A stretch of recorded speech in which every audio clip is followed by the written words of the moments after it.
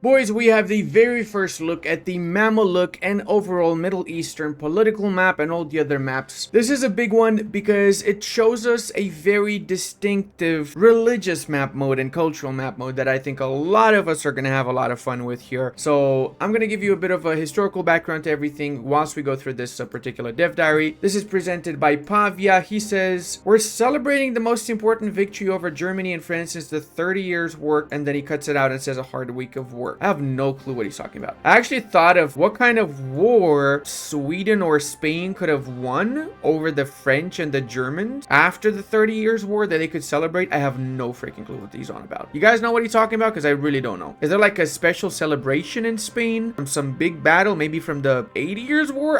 Because it's very oddly specific, Germany and France, so I have no clue. Anyway, he says, we're ready to share the region of the Syrian, Levant, and Egypt. We're revealing a little bit more of those regions too to cover up the complete expansion of the Mamluk Sultanate, and this is essentially primarily focused on the Mamluk Sultanate as you would expect it. Mentions that the Mamluk Sultanate is at the main power in the region, a situation achieved after the defeat of the Mongols at the Battle of Ain Jalut, one of the more famous battles in history, as well as Marj al-Safar, and the fall of Acre, the last stronghold of the Crusaders in Outremer, basically this area here. Now, the fall of Acre, as a lot of you know, is the it marks technically the end of the Crusader states in the actual Middle East, if we don't include the island of Cyprus, which is basically what's left of the kingdom of Jerusalem. The fall of Acre happened in 1291. The official end technically is the 28th of May, when the Crusaders were completely wiped out. The last holdouts of the Crusaders were within a fortress, the Templar fortress, in which Hospitaller soldiers,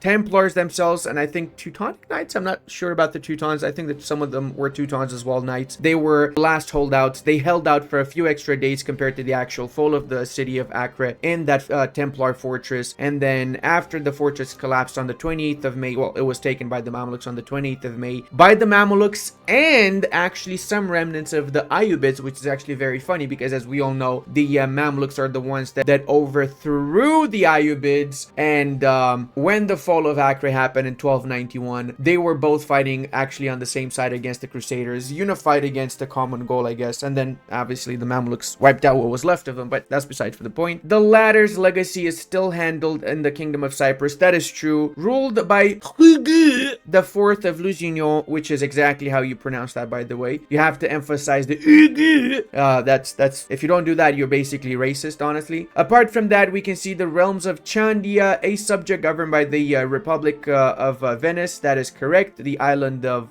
Crete was indeed a subject basically of the Venetians, as were a few other areas in the region, although the other areas were probably more directly handled compared to the actual realm of Candia, which was a lot more autonomous than people give it credit for. We also have Hutaim and Aniza, not just Aniza over here next to the Mamelukes. These are in fact Arabic tribes, and also to the southwest we've got the noticed areas. You might have noticed some oases ruled by either the Mamluk or the Fezzan. I opted for not coloring the wasteland as usual, but also the corridors, a type of terrain present in other grand strategy games that we have in Project Caesar. I'll talk more about them under the location section of the dev diary, but I just wanted to make a note. Connections down to the Nile is a regular one with a border existing between the Mamluks and Makuria. So what he's talking about here, and let me actually open this up in a different page, is these particular corridors. So these little Mamluk holdouts here that we have, as well as Fezzani holdouts to the further west, are essentially reachable by small little corridors via small corridors in between them that link them all together. I would assume that in the options you will have the ability to either see the whole area as controlled by you if you own these little oases, or just keep it like this. I would assume, I'm not sure, but I would assume that that's going to be the case. Now, if we take a little bit more of a look at the political map mode, I have to say I like the Cyprus color. That's pretty cool. Then in the north, we also have the Kingdom of Cilicia, still around apparently in 1337 on its last legs, that is for sure though. For those of you that don't know, this is the Armenian Kingdom of Cilicia, and it was primarily Armenians, majority Armenian culture it should be, and it fell in 1375, but even so in 1444 it still had a sizable amount of Armenians, which is kind of pepega that it's not shown in EU4, but moving moving on, we also see a little bit of the Karamanids here, pretty big. Mentese, we've basically seen this already in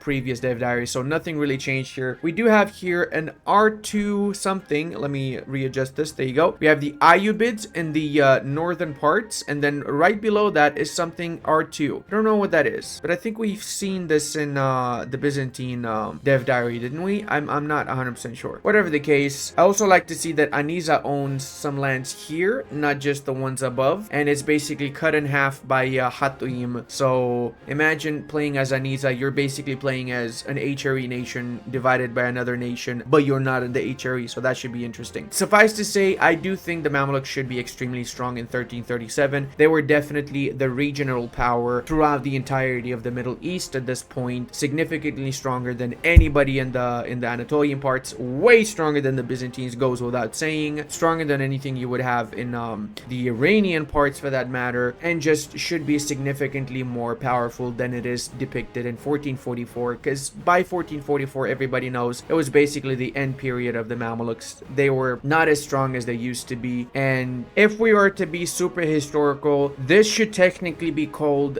the state of the Turk, which were basically Kipchak Turks. So they were slave soldiers at origins from the steppes of what is the Golden Horde in 1337. Eventually these Turkic slaves, Mamluk slaves, soldier slaves, or whatever you want to call them, they took over, they rebelled against the Ayyubids, kicked out the Ayyubids, the Ayyubid dynasty, and they established the Mamluk Sultanate. I don't know if you should call it the state of the Turk though, because if you do, then you would have to call it the state of the Circassians afterwards, because after the Bourgeois, the Circassians came to power later down the line after the 1380s. But in 1337, it should be the Kipchak Turks that were in charge. So if you have the ability to change the name of the nation based on the ethnic type of Mamluks in charge, that would be cool. Then you could see the state of the Turk and then the state of the Circassians and so on. Otherwise, I guess just leave it as the Mamluks, since that's how most players know it, I guess, end of the day. I don't know. A little bit debatable, I'd say. That being said, majority of the soldiers in this time period of the Mamluks were not necessarily Turks. They were a mixture of everything. Turks, Circassians, native Egyptians, other Bedouins, and so on. They were from all over the empire. The ruling class were the Turkic ones, though. And I also wanted to mention something. I'm not sure if they actually will show this, but I'm curious how they're going to deal with the Abbasid Caliphate, right? Because the Caliphate was still around in 1337, although just nominally there was a caliph. Maybe there's going to be like a international organization to depict the caliphate, Islamic Caliphate, right, with all of the other subjected nations to this particular international organization. There you go. We have the Bahriya as the dynasty. The Bahri Mamluks have ruled the Sultanate since they deposed the Ayyubids almost a century before the start of the game. It could maybe a bit more accurate to depict Sultan al-Nasir Muhammad as Ibn Qalawun of the lineage of Qalawun, but the dynastical dynamics of the Mamluk rulers are not as easy to portray, so we opted at the moment for using Bahriya. Apart from that, you may also see the neighboring dynasties such as the already mentioned House of Lusignan, which should be the one in Cyprus, there you go, and the Hetaumian of Cilicia right over here in the north as well. Now this is the location map mode, and we actually have some more detailed locations. If we click here, there you go, we can see all of the little paths leading to the oases all around the northern parts of the Sahara. So Siwa, Bahriya, Qasr something, El Qasr again. Does that mean Qasr means like oasis or something? Because I see this word a lot, Qasr. What does Qasr mean? Can any of my Arab viewers tell me what this means? I'm actually curious. Does it actually mean like oasis or maybe like path or something like that? Now we have a pretty linear depiction of the provinces. Basically around the Red Sea, we have an entire line of provinces. It does get cut out here, so you don't have direct access into the south if you go along the Red Sea. You do have to go eventually travel down the Nile, which I have to say is amazing. You know why? Because this is very accurate. Even up till the 1800s, nobody traveled down below Egypt anywhere else except along the banks of the Nile or on the Nile itself. Very rare you would see people go down the actual banks of the Red Sea, because you wouldn't actually have settlements all the way down. It would be just more viable to use ships if you're going to go down the Red Sea. It was easier, more full of life, and more actual villages and livable areas along the Nile, which is the beating heart of Egypt all throughout its history. Let's face it, not just the Mamluk. Since its inception, this area has been the breadbasket of multiple multiple empires, shall we say, which is why it's all farmlands apparently in EU5. We'll get to that in a few seconds. Let's also check this. So let's see what we have here. We've got a very dense location-wise area when it comes down to the Arabian west coast. We have Medina, which is shown right here. We've got a lot of wastelands or areas you cannot really go through, and then we have some paths in between these areas to Taima, Bir Fajr. I'm curious how this is going to play out from a tactical perspective. Would you be able to just grab this heartlands and then block off the only two entrances there and just make this place super tall and just make this an actual freaking super developed area and just have two little provinces you can defend, and then nobody can get inside unless they go through those two provinces? That would be cool to see. Now, an area that I think a lot of people are interested in, of course, the Syrian and Palestinian areas. We got Beirut in the Lebanese bit. We've got Homs and a few other areas. Which one would be Antioch, actually? Is Antioch Idlib? Which one is Antioch? I'm actually not sure. Oh, it's Antioch. It's actually Antioch right here. Okay, so never mind. So Antioch is right by the sea tile as well, which is good, as it should be. It's very small. I was expecting Antioch to be a little bit bigger, but I'm glad to see that they increased the density in this area to make it a little bit more interesting, right? As you go into the desert areas, of course, there's bigger provinces with less of an interest, I guess. Sidon is also shown here. We also have Acre, Nablus, Jerusalem is its own province. Let me actually go back to the other one. I think we can see it better from there. Yeah, there you go. So we got Gaza over here. We got Jerusalem. We have Hebron, Beersheba, and then we have Amman, everything here. Karak as well. Pavia says, here you can see the locations of the entire region.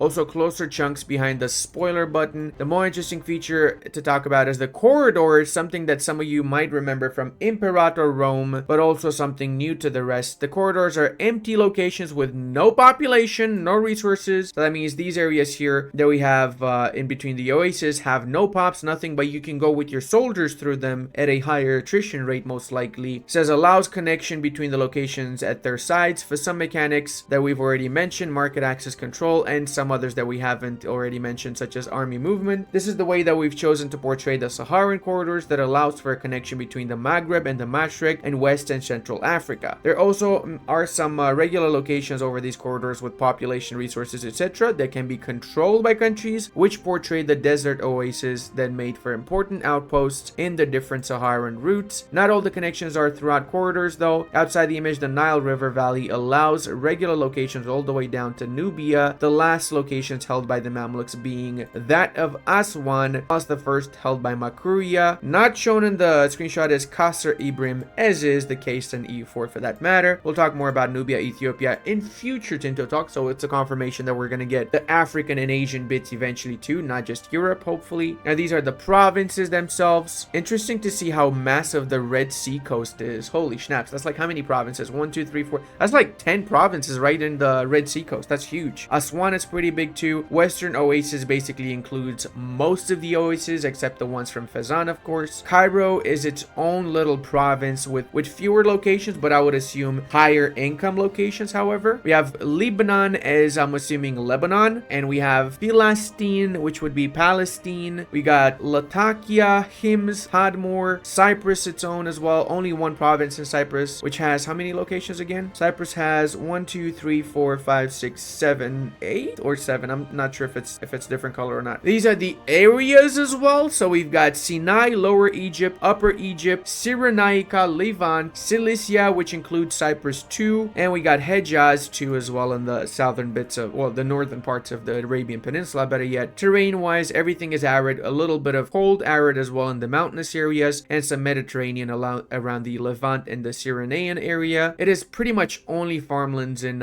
Egypt proper, with a little bit of marshes by the Nile Delta, and then we have hills, flatlands, a lot of it of course, because desert be flat, yo. And then, as I said, mostly desert. The Levant, however, is grasslands, woods, sparse, forest even around the Beirut bits, because everybody knows there's a reason why Lebanon has a tree on its flag. It's because they had one tree once and now they put it on the flag. No, I'm just kidding. It's obviously, it used to be and still is today quite forested, which is not very usual for the rest of the Middle East, right? But then again, yeah, there's a reason why the Levant and the Nile areas are always the richest throughout history, right? Look at that. It's basically because of the terrain and the types of vegetation, of course. Culture-wise, and this is where, as Pavia says, the fun starts. Before we analyze that, he says that those countries ruling over the Middle East will face the challenge of managing several different cultural minorities: Libyans, Egyptians, Saidi, Bedouin, Hijazi, Hajidi, the green one to the right. Okay, so I'm guessing that would be Hajidi. Levantine, Iraqi, light blue at the top. So that's Iraqi right here. Are all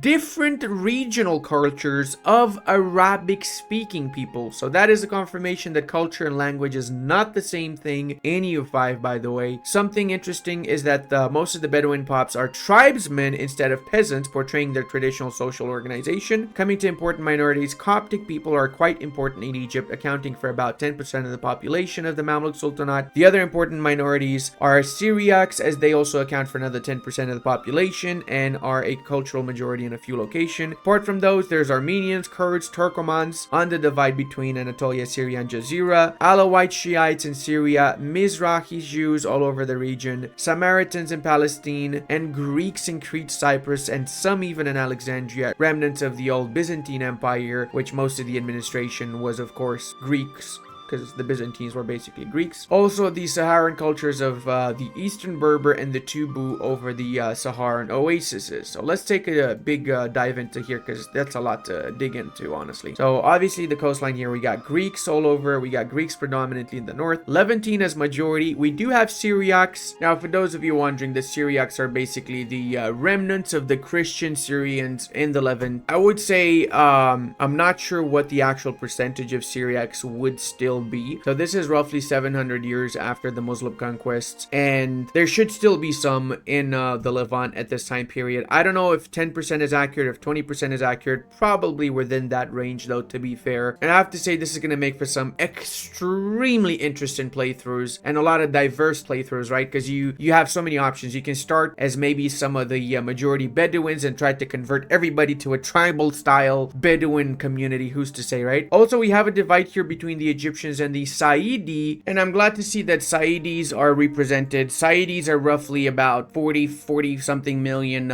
people in Egypt, in the upper region of Egypt, the upper Egyptian region, basically, in the south of Egypt, technically, which is weird because they call the lower region the north and the upper the south, but that's another story for another time. Now, one thing we should note here is that Saidis in 1337 should have a considerable Coptic population. As we all know, Egypt's modern population is like 110 million people, and there's roughly like 10 million Copts in Egypt today, which is like what, 8% of the Egyptian population in 2024 is Coptic Christian. That means that in 1337 it would probably be somewhere around 20 to 25% of the population of Egypt should be Coptic Christian, if not more, because there were some intense periods after the 1300s of Islamization. Obviously, that process was ongoing from the moment that Egypt was conquered by the Arabs, but within 700 years you wouldn't have had everybody already Muslim, because if you did, there wouldn't be 10% of them in Egypt today, were they? Love to see how Coptics are also their own little separate culture. Not sure how accurate that is. I guess it would be to a certain point, but